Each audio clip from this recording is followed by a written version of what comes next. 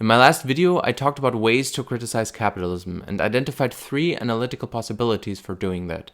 One of these approaches was an ethical critique, which states that the quality of life within capitalism is inadequate. I then introduced the concept of alienation. Alienation is a state in which someone has a distorted relationship towards something. German philosopher Rahel Jaeggi therefore calls alienation the relation of relationlessness. In this video, I want to expand on the concept of alienation and explore a certain aspect of it by looking at social roles and the ways that they can impact us. In particular, I want to talk about those social roles that we feel somehow disconnected from and can't identify with. In the first part of the video, I will examine different accounts of alienation within social roles by looking at Arlie Hochschild's sociological study, The Managed Heart.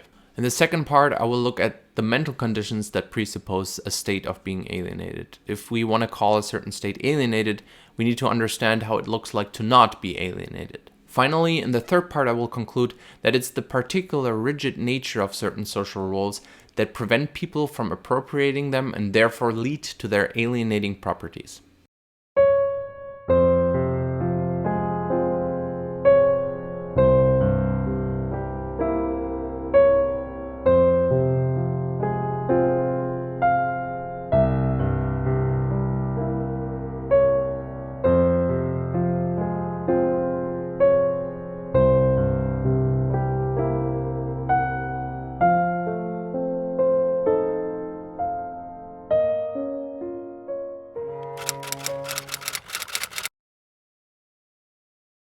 In her book, The Managed Heart, Arlie Hochschild explores the impact that certain social roles within modern service culture have on people's emotions.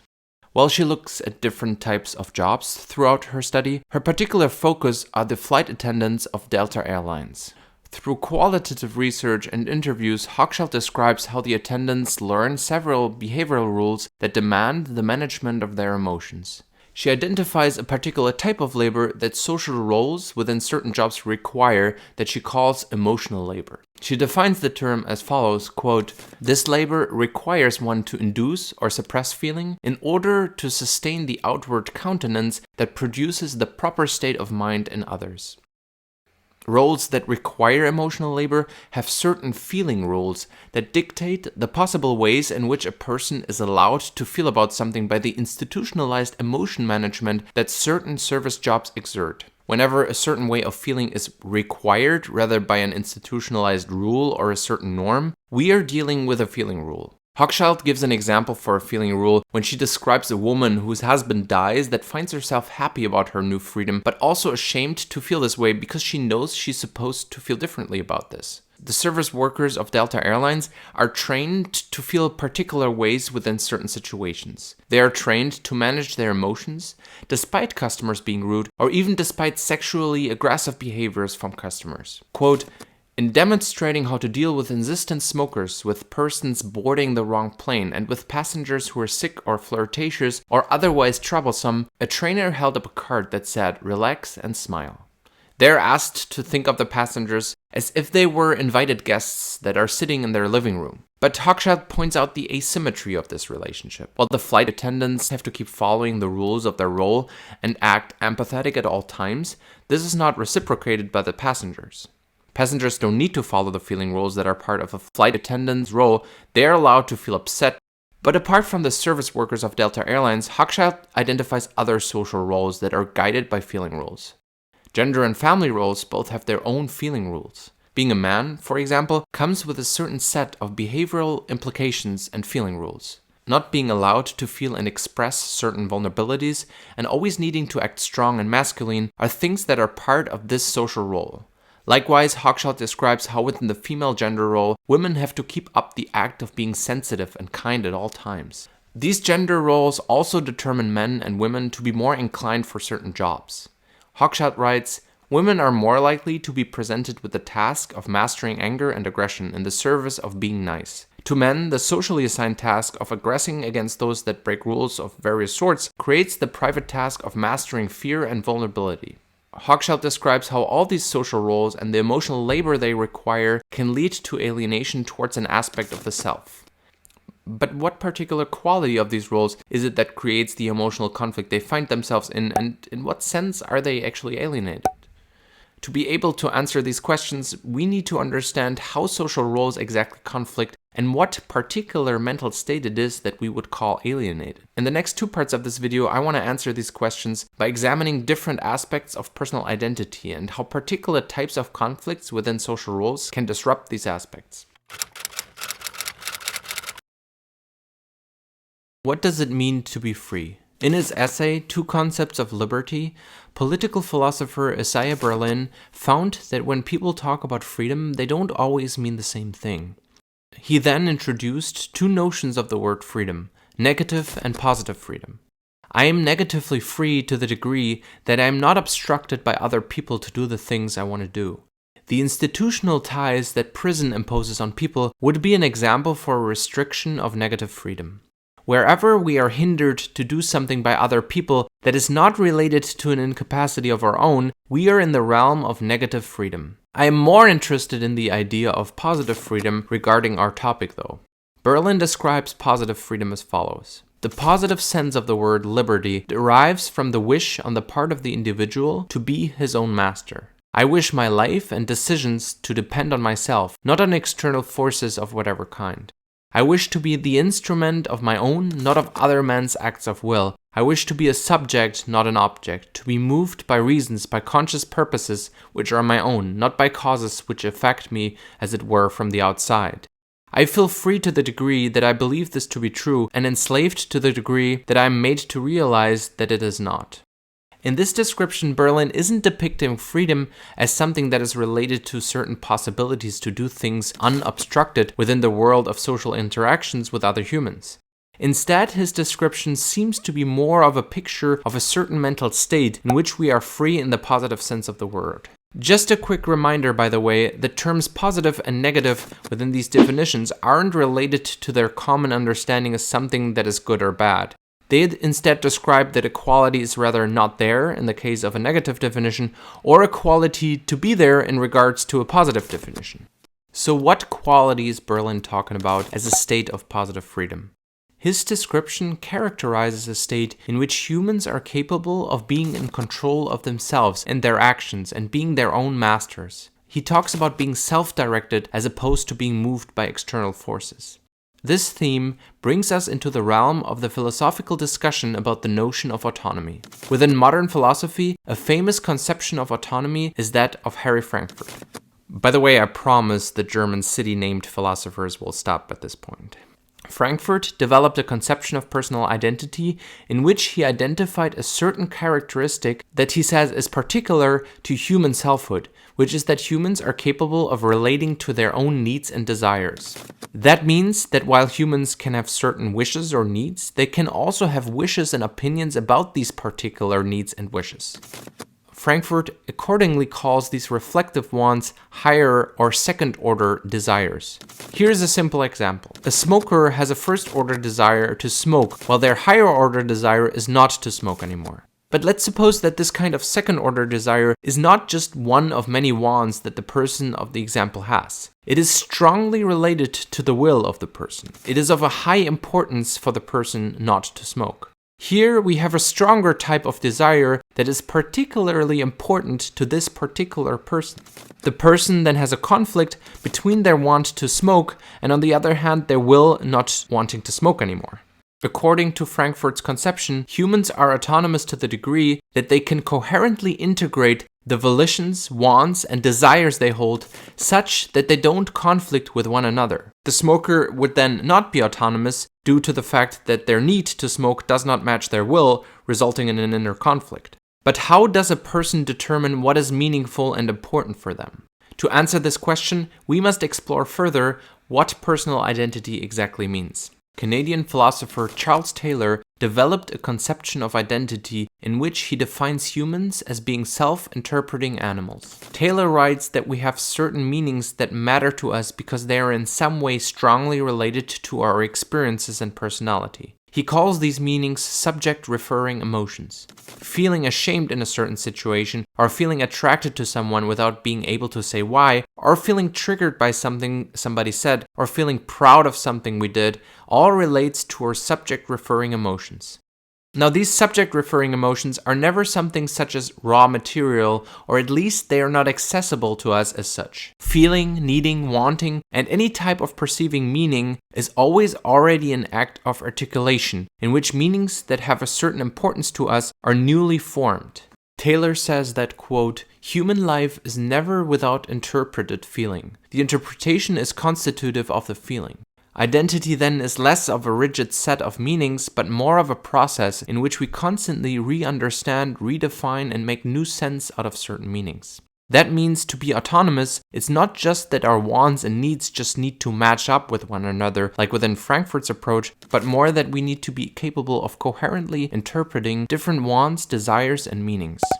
Now, before we can move on, we need to look at another important aspect of selfhood, which is the social dimension of our identity. That something is meaningful to us only makes sense if we look at it through a social space and social interactions. On one hand, all the subject-referring emotions Taylor was talking about are socially formed and only make sense if we look at them as something that we were socialized into. If I, for example, feel ashamed of the way my body looks within a certain situation, then it is because I was socialized into a particular ideal of physical attraction that is held within certain cultures and only makes sense within that particular cultural narrative. Taylor calls this the dialogical self. He writes, "Consider what we mean by identity. It is who we are and where we're coming from. As such, it is the background against which our tastes and desires and opinions and aspirations make sense. Moreover, different meanings are expressed, reformed, and contextualized within social spaces in which humans interact through language. When we interact and communicate with other people, we always create what Taylor calls public spaces, which can limit or expand our understanding of meanings, constitute new meanings, and conflict with meanings we hold. Anybody that has ever experienced a situation in which they wanted to communicate something but couldn't express it knows how public spaces can limit the ways in which we can express something. On the contrary, many might have experienced the opposite, where they talked to a friend or watched an interesting video and found a new, broader understanding of their situation. Taylor writes, "Among human beings, common understanding is brought about and maintained in language as a general rule. It exists within a framework of what is expressed. The degree and manner of the articulation is an essential determinant of the nature of the relation. If some aspects of the footing people are on become explicitly formulated for the participants, the nature of the relationship will be altered. By the same token, some kinds of social relations would be impossible without a certain degree of explicit articulation." This opens up another aspect of autonomy, which is called relational autonomy within philosophy. Consequently, to be autonomous in a relational sense, we need to be capable of relating and appropriating meanings within social spaces and interactions, and situate us within them in an affirmative, non-conflictual way. So this was a lot of information, and before we move on, I want to just quickly summarize the things I've said. I've talked about a particular conception of positive freedom that I then identified as autonomy. Then I've talked about different facets of identity that determine the capability of being autonomous. Within this approach, personal identity has an almost procedural character in which different meanings that are socially formed and reformed are constantly articulated and interpreted.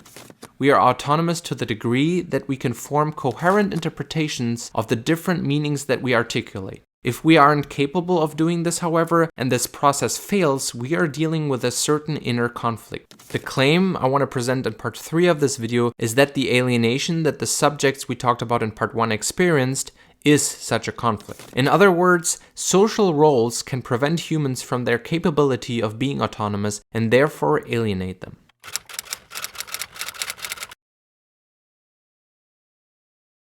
If we think of a role, we could think of it as something such as a piece of clothing that we can put off and on.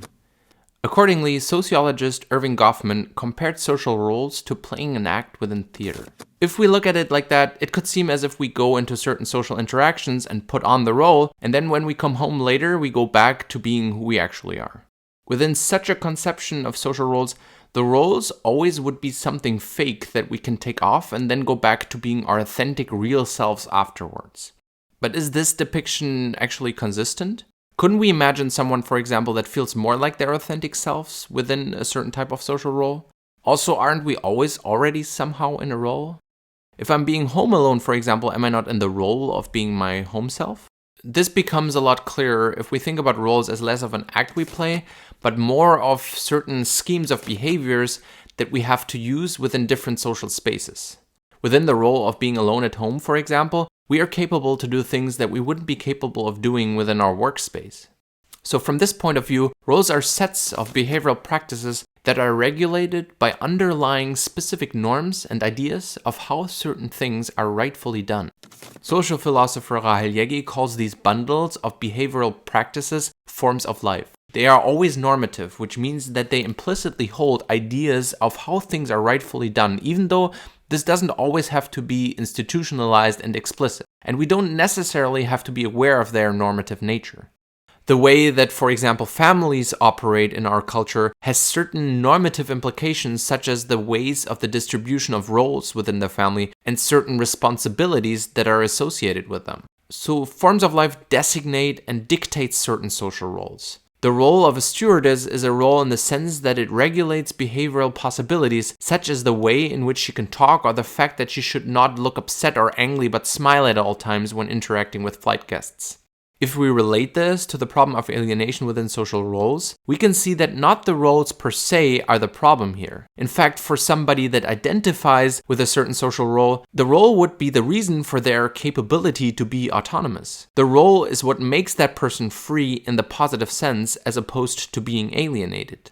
This means the role would allow them to coherently articulate themselves and their meanings within the normative set of practices and behaviors that are part of the role. The person in this case identifies with the role. If we think of roles in this way as something that we are always already part of and that can actually even make us feel more like ourselves and constitute certain important meanings for us, we need to give up the idea that there is a real self trapped beneath the role. So instead of roles per se being alienating, I want to suggest that it's rather particular types of roles with certain characteristics that can alienate us. I will call these types of roles conflict-conserving roles, as they inhabit practices that make conflicts within them unsolvable. That means that such roles undermine the possibilities in which actors are capable of being autonomous within them, such that these roles prevent the actors from forming coherent interpretations and matching up and articulate meanings within them. Let me return for a moment to Hochschild's study of alienated workers. As we've already seen, Hochschild talks about feeling roles in her study that are dictated upon individuals. The problem with such roles is that the possibility of feeling differently is taken away. Individuals have to force themselves to feel a certain way. This reduces the possibility of maneuverability within the given role. The role limits the possibilities to appropriate the meanings within it because of how rigid it is. If the actors, for example, feel upset because they are hurt about something, or they are worried because there is some sort of private problem they are dealing with, they still need to fulfill the emotional requirements of the role. These feelings don't have space within the role. We can use the metaphor of a cage to describe conflict-conserving roles better. Being in a cage limits our ability to maneuver. It is not that being in a cage per se is a problem, it becomes a problem if we are forced to be in it. If we want to move our body at some point, we can't. Such is a conflict-conserving role one that doesn't provide enough room to move within it. Actors aren't capable of expressing certain feelings within these roles because they are limited to a fixed set of meanings. This hinders the possibility of incorporating the given meanings of the role. As we've talked about in the previous part, social spaces can limit the ways in which we can express certain meanings. That means that our ability to articulate certain meanings within certain spaces are determined by the particular set of meanings and ways that forms of life provide to make sense of something. With that in mind, a role can limit our understanding of our own situation and subject-referring emotions. A certain role might make it impossible for us to understand, address, and with that solve certain conflicts. Let me give you an example. Let's imagine a service role in which the customer is always right. The role of the worker is to serve, be friendly, represent the company in every regard, but in the same way, the worker has certain requirements to fulfill. Perhaps, for example, the worker has to maintain a sense of order, and perhaps this order cannot always be fulfilled in the same tone that is required when interacting with customers. Now, this might be a conflict, but conflicts usually can be solved through addressing them. it only becomes a conserved conflict through the impossibility to be addressed because the role only functions through the logic of the customer is always right. The way that the role is set up can only make sense of things within the role through its own narrative. The worker cannot address the conflict and point out that it is not always possible for them to do all these tasks while at the same time always keeping that positive spirit up. To be autonomous within a role, we have to be capable to set ourselves in an affirmative relation towards the meanings that are part of it, or in other words, identify with it.